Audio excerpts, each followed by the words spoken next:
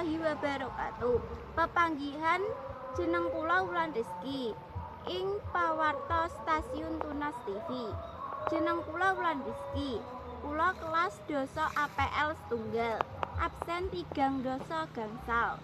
Kula nyeritakake babagan hutan gundul ing Regaloh, Logowungu, Kabupaten Jawa Tengah.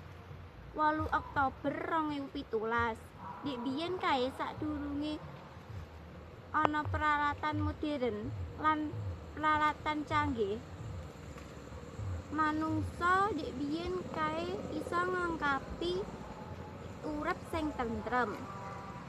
Bar tercipta peralatan modern, manungsa salah lan nggunakake. Alat-alat modern kuwi digawe nebang wit-witan, digo perkebunan utawa gedung-gedung malah hutan gundul kayak mriki kuwi.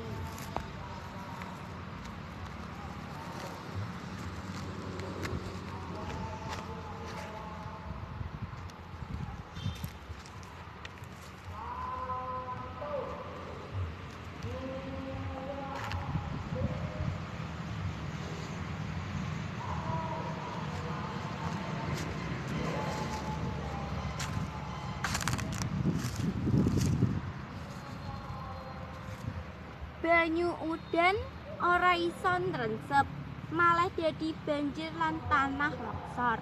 Mulake adewe kudu nggawe peralatan alat canggih kuwi dienggo kepentingan sing bermakna. Mekaten kulawan pawarta ingkang kula andharaken. Wassalamualaikum warahmatullahi wabarakatuh. Sugeng sonten.